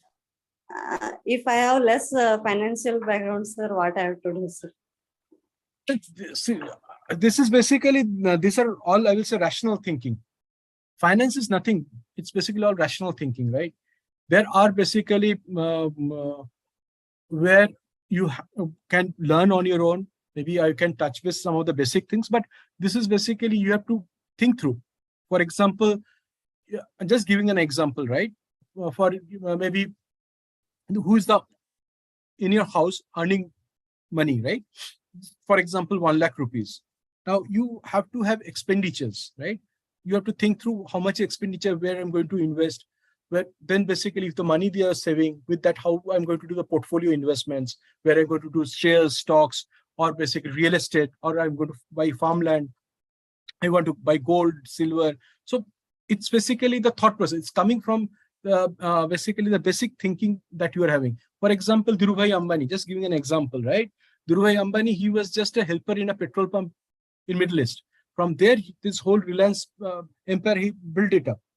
So, of course, nowadays people comes with smart knowledge in finance and this thing, but finance is something that basically without this thing, it is a basic thing. But if you have got any question in finance or this thing, you can ask me, not a problem. I will be able to answer you. Okay. So, as I was telling you, based on this kind of logistics and this thing, logistics means what? This is again infrastructure. That is why you will find if you go to USA, the roads are very, very broad and this thing. And because you need to transport from one place to another very, very fast, so that you can basically minimize your cost. Now, just to give you an example, like Toyota, right? If you know about Toyota, there is a concept called just in minute. Just in minute means they manufacture the cars, right? But they need to buy spare parts. They are not going to, there will be multiple sub vendors who are creating small parts for Toyota. So they basically, what they do is that, for example, I'm just digressing a little bit, but I thought I will explain to you, but this is also going to be good for your knowledge. So based on that, they create basically what is the requirement, right? Now, based on the requirement, they will tell the vendors that these are the things I need, these things. And then based on the time that will be taken by those vendors, maybe take 1 day, 2 days, right? What is the time they require? So they make the production planning. Based on the production planning, what they will see, how much of the material or spare part, there are hundreds and thousands of spare parts, it's not 1 or 2, right? They will see what is there available in the store. They will create a minimum level, their reorder level, if you know this terminology. Minimum level, minimal stock they have to keep. Reorder level means if the stock reaches that level, they need to do the order. And automatically, they will have systems or process. Automatically, when the stock reaches that level, and based on the BOM they create, basically for making that car, they have got lines basically. For example, you have got Innova, you want to have, or basically some other cars, and how many cars they're going to manufacture that day. They're going to plan it based on that, and each day how much is the requirement, they will plan it properly. And then based on that, they will automatically, a purchase requisition or purchase order will be placed into the vendors with a timeline. You have to deliver within this time, and they has to deliver within that time, because if you know the stock, if you keep it, it has got a cost, right? Warehouse cost. So it will affect your profit margin, because everything world is very, very competitive. Now, all those things, of course, manually nobody does. It has to be done by systems or processes, and that need to be implemented by whom? It's the IT professionals. They have to implement, they have to understand the business process. Based on that, these other things need to be implemented. Are you with me? Now, based on that, for example, if you know the material that are coming, now there are barcoding also. Using the barcoding, automatically they can know how much material has come, which material has come, and when, if you see some of the large companies, they have got basically robots. Basically, they're managing the whole warehouse also. They will just put those material into the particular bin, and based on, again, the orders that comes in, the robots that will take out from those bins and get it into the production line. So this is basically a absolutely fully automated process. So whenever there is a issue, right, happens. Now, if you remember during the COVID and this thing, the automobile industry faced a huge problem. Similarly, if you know the semiconductors problem, right? Automobile companies were not able to manufacture cars. They were shutting their factories, right? And you can see a huge number of delay if you want to buy a car or this thing, because each has got a spare parts. If the spare part doesn't come in time, you cannot manufacture that. And if you cannot manufacture in time, what will happen? Your cost will go up. And you cannot, because if it is stuck into the production line, what happens? Then basically you are not able to sell. You have a cost. You have to pay your employees. You have to pay rent, right? And then you will be having loss. And if you have loss, then ultimately you have to be bankrupt and you have to sell your company. You have seen so many Ford left India, right? They were not able to manage it properly. So this is basically a concept and theory that you have to understand, right? So that is why the more automated it became, the more smart it became, then basically they're able to survive in this competitive world. Otherwise, it will be very, very difficult. And that is why the importance of computer is there, because humanly it is not possible to manage and such a huge kind of a process. I hope I answered your question. Hello? Yes, sir. Okay. So anybody has got any further question? Sir, one more question is there, sir. Yeah. So in Sir, fact, just to our let you know, capital city- India Asia is a company. It's basically North India. It is there. In fact, early morning, they send a truck. Most of the vendors are nearby only. For that day, what are the things required? They send it to the vendors before. So just this collect, and it comes maybe at 5 a.m. or 6 a.m. in the morning. And that is basically done for each day they do it.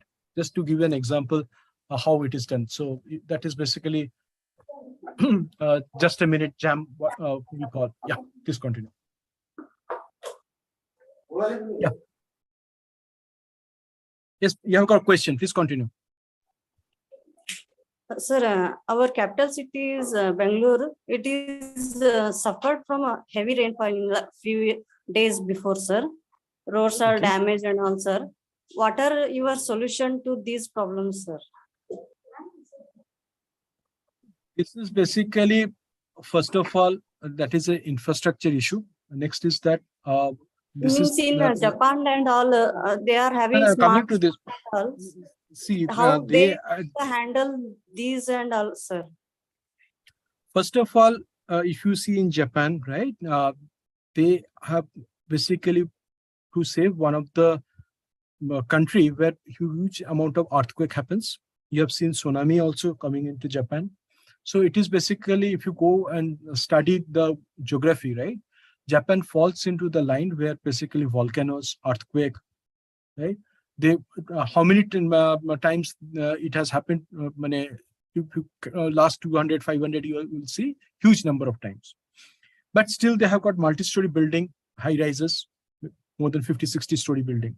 So when they construct the building itself, right, they think through on that.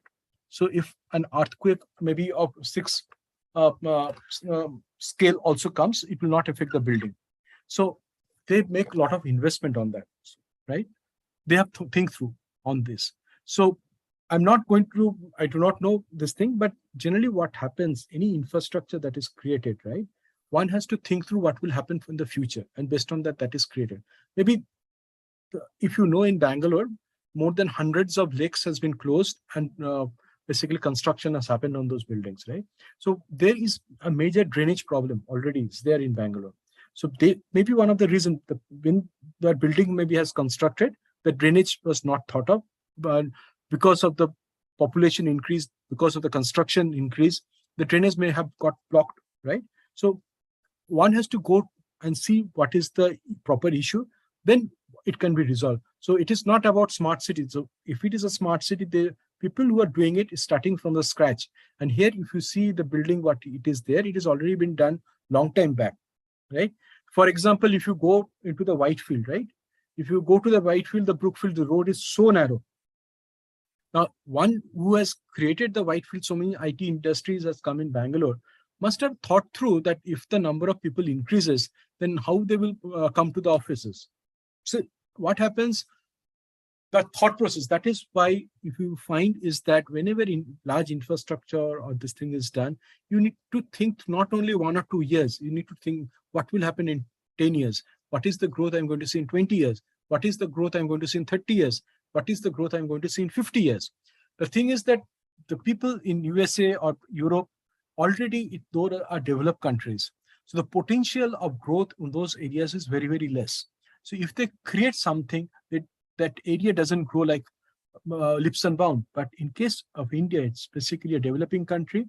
Now, in case of Bangalore, if you see the population growth in last 20 years, it's a phenomenon. Maybe they have not thought through on that. And because of that, maybe they have not thought through on the proper drainage, or they have not thought through on those area infrastructure, right? So one need to look into that, and it can be resolved after that. Yeah. Thank you, sir. Okay. Let me share my screen then again.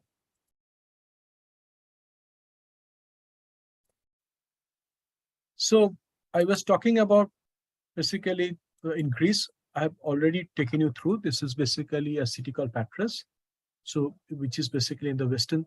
And as you have seen, there are smart cities located in this science park. So how they're doing using the IoT. So they're able to smart parking and smart lighting, they're able to do. Just the thought process when you're thinking on your smart city, how it can be done. Because this is basically a convergence of technologies happening. So you are having IoT, you are having basically AI, you need to have big data, right? So you have to do a cyber security, you have to think through, you need the networking has to come, right? So all those things are basically part of your thought process. It is not only one thing. So if who has not attended last time or not taken, this is basically, I'm just going to browse through it and then we can have a discussion. So this is basically smart parking, where basically depending on the app, you can create or you can check which are the areas where the parking is available, right? You can just come and do the parking rather than roaming around whole city. Similarly, smart lighting, this is basically based on the cars coming to that area, then basically the street lighting will come. Otherwise, it will be not lighted, so you can save energy. So because energy, as you know, what is happening in Europe now, already the Russia has stopped the gas to the Europe, to Germany. So now Nord 1 is also stopped. So there, if they do not have an energy, they're going to go into basically blackout. In India, we have thought of basically power cuts, right? Load shedding, what we call. Now in Europe, it's going to start. So next is that why I'm sometimes I talked about geopolitics and this thing. Now you have to understand the prices are going up like anything. Now, if the prices are going up like anything, right? In UK, for example, each family has to pay around £4,200 per year for basically energy. You can understand it is almost become 10 times the cost in last few years. Now, people will not be able to pay those kind of a cost. So, and in case of Europe, where it is very, very cold. Now, if you do not, you have a heater in your room, you will not be able to survive also because it goes to minus degrees, right?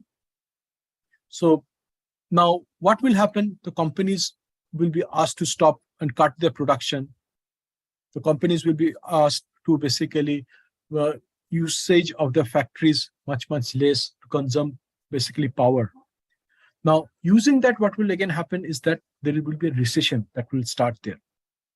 And that is why you will find what in 2023, they're predicting that there will be a major recession that's going to come up. Of course, in India, as you can see, we are growing, but of course, it will have an indirect effect in India also, because if they go for a recession, of course, in India, we will also see some kind of an effect. So you have to, that's why what is happening around the world, you have to understand and you have to know. Similarly, I have told you also, like in Europe, you will see with this war, Russia and Ukraine, multiple head of state will get toppled. Already you can see in UK it has happened, Italy it has happened. Now Italy, now if you see recently, they are saying they are going to basically take basically energy from Russia and they are going to come out from EU, maybe. Or basically, so already a lot of chaotic situation is happening around the world. Sabyasachi sir. Yes, sir. Sorry, Kumar. Good. Carry on. I have to make a move. I have Yes, sir. a meeting at about 5:15 in Hubli. So, sir, with Yes, your sir. permission, I'll make a move. Carry on. I'll catch you maybe next week offline. Sure, sir. Sir, so carry on. And I think the students are learning very good. And sir, what we will see is, I hope you are giving an assignment this week. And sir, this month, what is your evaluation criteria, sir? That this month is a smart city. So I've asked them for 18th of September. They have to create a team, right, sir? And they have to do the presentation. Wonderful, sir. Wish you all the best. I'll make a move, sir. Okay, thank you, sir. Be part of this session, but somewhere or the other, it is my bad luck. I'm missing it out. But what I heard in the last 5-10 minutes, it's very motivating, sir. Carry on, sir. Carry on. Thank you, sir. Carry on. So, students, as you can see here, there are basically, as I was telling you, we need to be also prepared ourselves, because if you are going into a kind of a global recession, right, then of course that's going to have an impact on the investment, that is going to have an impact on the employment, and that also going to have an impact on basically currently about our GDP growth. Now, what will happen if there is a global recession? It will also impact India, and India also GDP growth, what we was focusing around 8.4, it may slow down. So already there are some kind of triggers. In fact, the economists or basically the people in the finance domain are thinking India may be around 7.8 or 7.6, maybe the India GDP growth for the year 22-23, because they are forcing that there is going to be a recession that's going to come in the Western world. Okay, so as you can see, there are basically multiple, let me share my screen again, but I will always request you, please ask questions. Then you will be able to learn more. So coming to this, as you can see here, so this is where in case of Greece, right? So they're able to manage it much better. So I've already walked you through this case study, so I'm not going to you again. Now, of course, the benefits, what are the benefits basically the people in that city are able to get. I'll take you another basically case study that is in Taiwan, right? In case of Taiwan, also like a parking controls they were doing. So the common residents, basically they can rent out. In fact, they can earn some money. So if they have got a garage, or they can basically put it into an app. Like here in India, if you have got a rooftop solar panels, right? The energy you can consume for yourself, and you can also sell it to the grid, right? So similarly, if you have got a car parking and your car is not there, you can sell it to the people who are looking for that to park their car. So this is where it's basically helping both the citizen and also the people who want to park their car. So you can see new business ideas also come out, right? So maybe in your plan also you can think through what kind of business ideas that can come up. As let me just share it to you. Now I will share you something very, very interesting, right? Now, someone of you was saying, right, what are the cons of smart cities or so much of investments, right? Now, in case of China, they have created multiple such cities. And in fact, if you know, in China, almost 30% of their economy is on real estate. And they wanted to basically grow their economy at a faster pace. So they made a lot of investments on real estate. Now, please see this video, and then we will have again a discussion.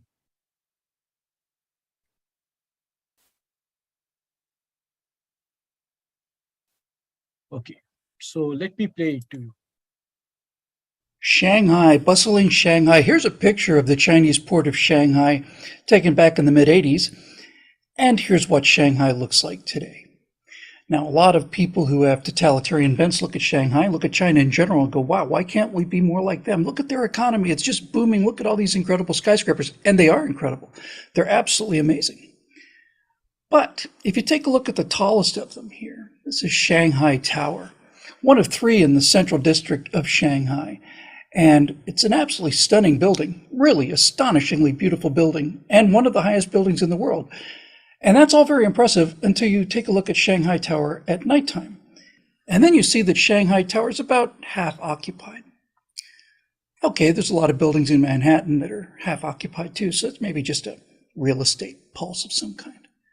But if you go out further into the country, you'll find this building, which I think is the 6th tallest building in the world, or at least it would be if it ever gets finished, and it doesn't look like it ever will. This is the Golden Finance 117 skyscraper in Taijin in China. Construction started on it and halted and then restarted again and now halted again. It's now the world's tallest abandoned structure. Well, it's not the only abandoned skyscraper in a communist-controlled country. Here's the... Just students, do you know in China how many buildings are been already constructed and where people are not staying? Any idea? Any number of apartments? Hello, students.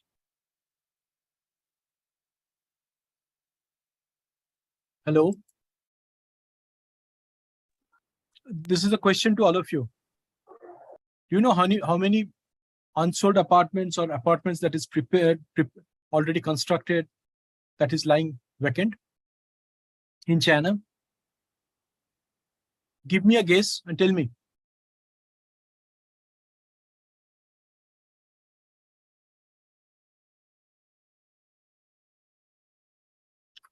I'm not getting any answer. China has got more than 100 billion people, right? How many apartments? It is actually more than 65 million apartments lying vacant. Okay, let me go and again see the video.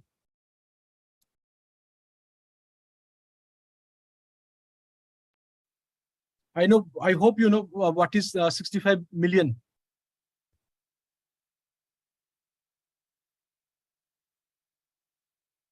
The famous Rugyang Hotel in downtown Pyongyang, which stood essentially abandoned for a decade at least, until finally they decided to fix it up and finish it, at least on the outside. It's the ugliest building in the world. It looks like the mothership for the Vogon invasion, but nevertheless, you would expect an abandoned skyscraper in North Korea, because North Korea is one of the poorest countries in the world. So why do you have an abandoned skyscraper, the 5th or 6th tallest building in the world, in China, of all places?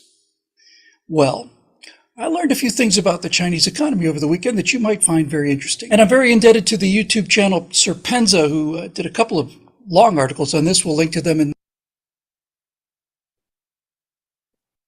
Is that there's nothing especially interesting about this abandoned skyscraper. I was originally going to call this episode Chinese Ghost Town Economy, and then I realized, no, Ghost Town doesn't quite do it. A ghost town is a few buildings. China's economy is based on ghost cities. The number of abandoned buildings in China, when I say abandoned, I don't mean buildings that have been lived in and left. I mean buildings that have been built and never lived in the first place, is absolutely astonishing. Estimates put the number of vacant, never lived in apartment units in China at least 60 million. It's not 60 million people. That's 60 million apartment units that have never been lived in buildings that have never been finished and never will be finished. So why is this going on in this country with supposedly this unbelievable juggernaut of an economy? Now, China has well over 1 billion people.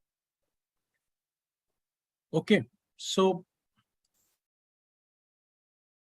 what do you understand? Hello, students. So how China, it's basically a balloon they have created, a bubble, what we say.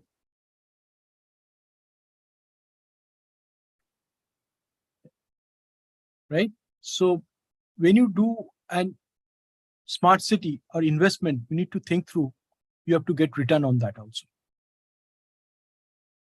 Right? Otherwise, if a huge investment is done, like Chinese, they have done, like the Evergrande, they have taken $310 billion and was not able to pay, and it became a bankrupt. So when you're creating your smart city, think through how you're going to get return also. So what are the things you're going to put? So you cannot have a lot of things you can put it, but whether it is viable or not. So that is also a thinking process I want you to build in your smart city, what you're thinking of the smart city that you're going to create for the assignment and the presentation. That is why I thought, let me share this video to you in China, what is happening. So I'm just trying to give you a different window of thoughts so you know what is happening. Of course, initially we saw some nice videos in Japan and Saudi, what they're doing. Of course, China has also got a lot of smart cities. I've been to China several times. So the skykeepers in one of the hotel I stayed, I was staying in a 90th floor I was staying. So they have got skyscrapers like that, right? But they have created basically, I think, 4 to 5 dozen such ghost cities, what they call, where people doesn't live. And already, if you see in that video, you are seeing that they have created more than 60 to 65 million apartments where people doesn't stay, right? So to boost the whole economy they have created, but now they're facing problem.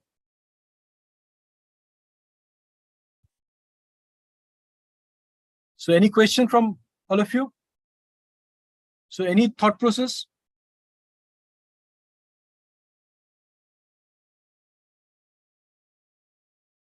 Hello, students. So hello, Sachin. Any thought process from your side?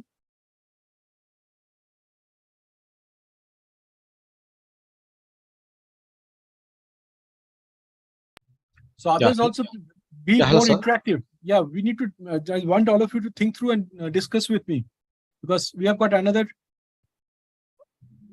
14 minutes, right? So let me know if you, whatever thought process, what you think through in your presentation you want to do. Yes, tell me.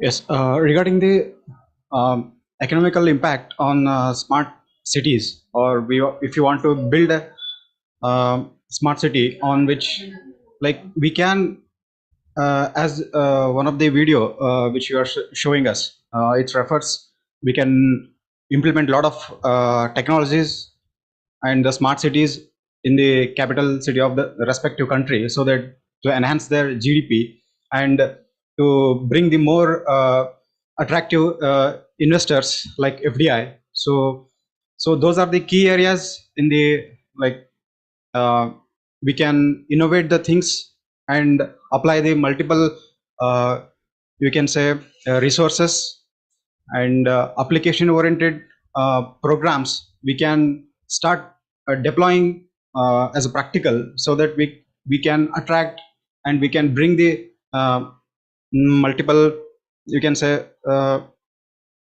opportunities for the entire city or the entire the economical impact. So whatever you need to do, it has to be a viable project, right?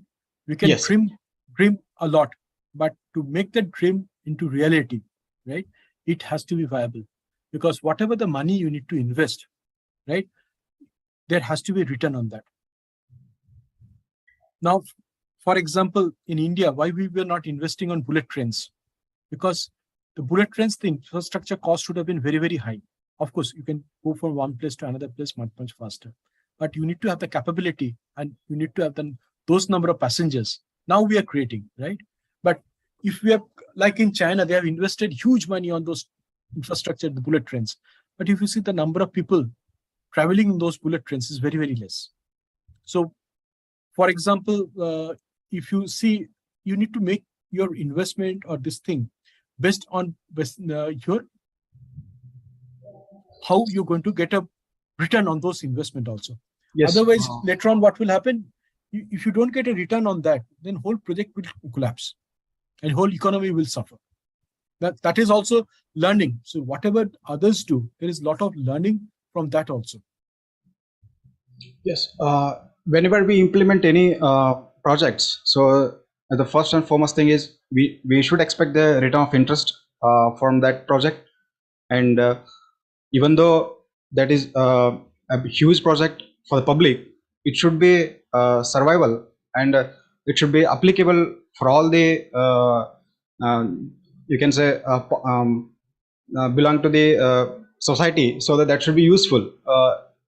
If you are building a service or deploying any service, so that should be in a regular applicable, and it should be the return of interest, and that should be impact for overall economical progress.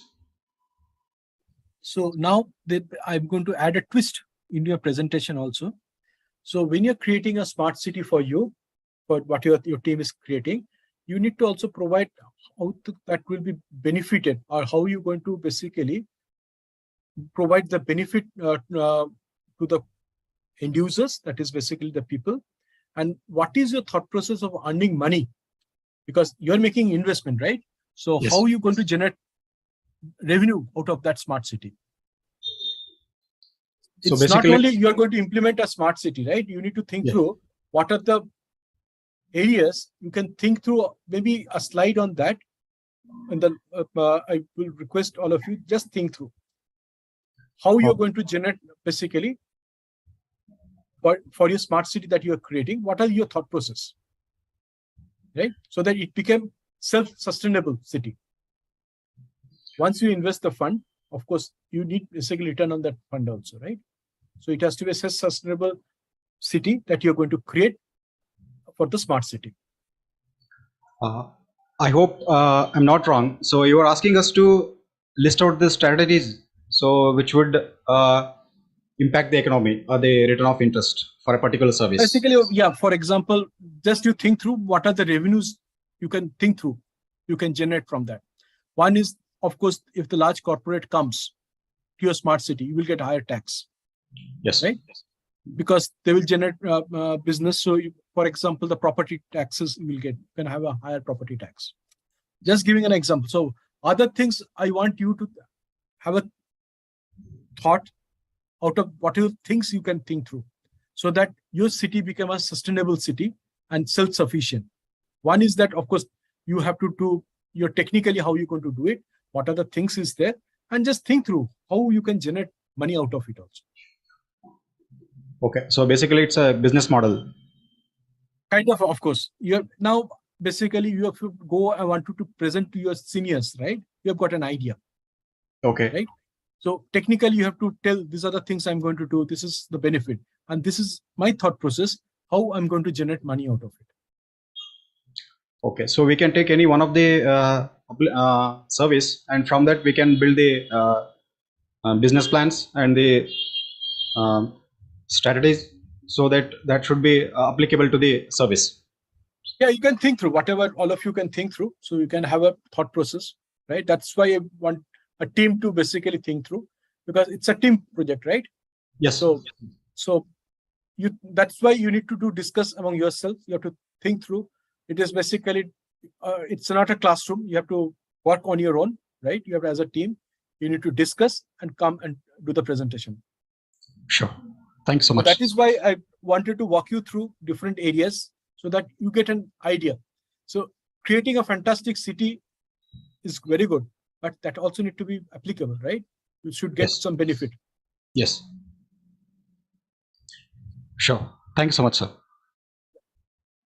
So anybody has got any other question? Excuse me, sir. Yeah, I am Halima from SS System Raichur. Sir, we have seen that China, the ghost city, many of the buildings are empty now, sir. So the China is so popular and has more population in the whole world. Even after investing so much on those buildings, I mean, they can predict the estimate, or at least they can estimate the amount, right, sir? Then even after estimating that these kind of buildings will take this much of investment, even after investing also, why those buildings are empty and why those people are Very good not question. reading. Sir. Yeah, so it's a very good question. Now, in fact, what is happening in China, right? All of you be on video because it will be great to see all of you. No? So what is happening?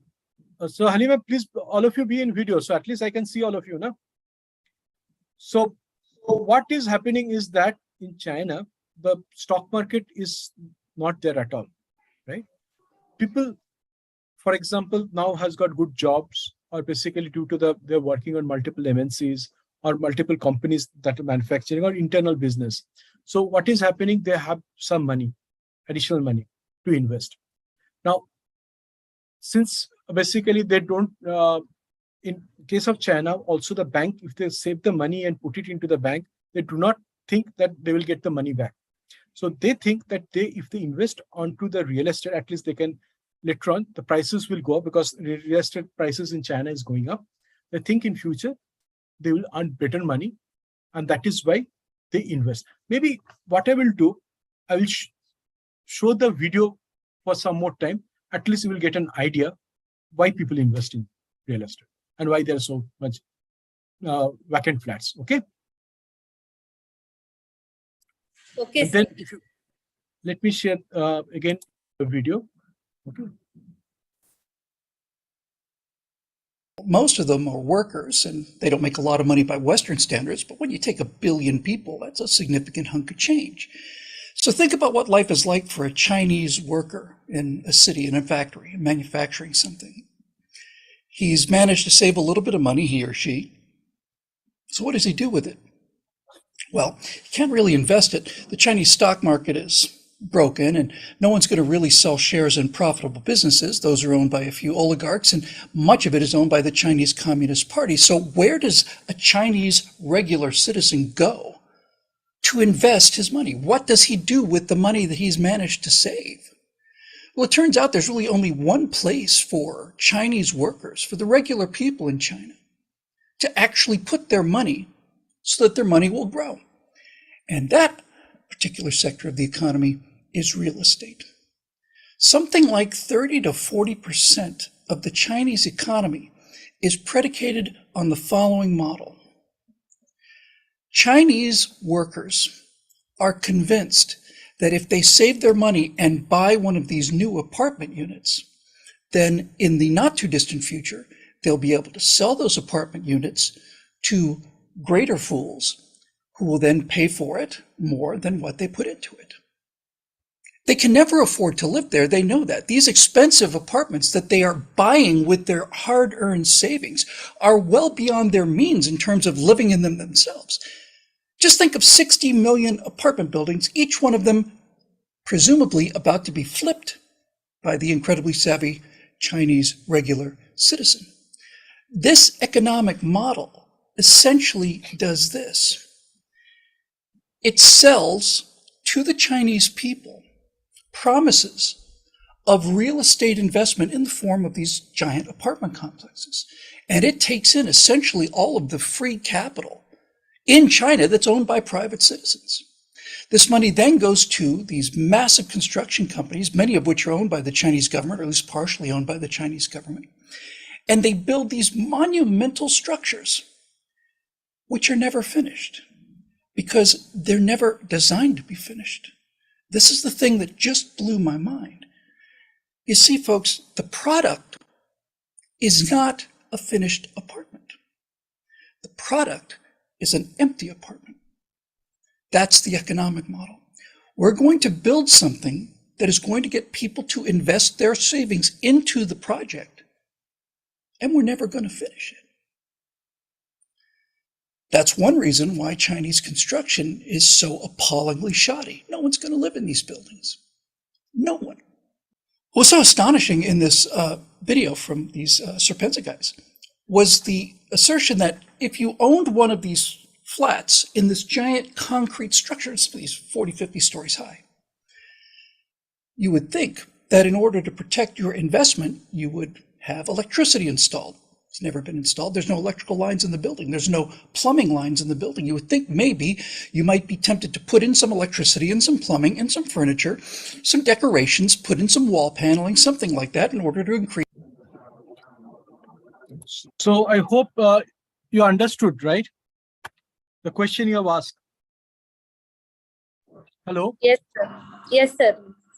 Right? So that is why in China there are so many unsold apartments. The poor people now, basically, I was telling you previously also that they're not able to pay the EMI because already they're staying in an apartment and this is not got constructed and it's getting delayed. And with the downturn in the economy, what is happening? It is also affecting their annual income, right? So that is basically going to affect the whole banking of also in China. That is have a big impact, and because the real estate basically has helped them to increase the GDP by a phenomenal amount, but now with this downturn, they are facing a huge problem. Yes, sir. So, any more question? Thanks for you asking me the question. So, any more question? Now, I hope all of you are absolutely got good knowledge about the smart city. So, I will be looking for a very good presentation from all of you, right, on September 18, Sunday. Okay. So, thank you, everybody, and have a nice weekend. Bye. Thank you, sir. Sir, excuse me, sir.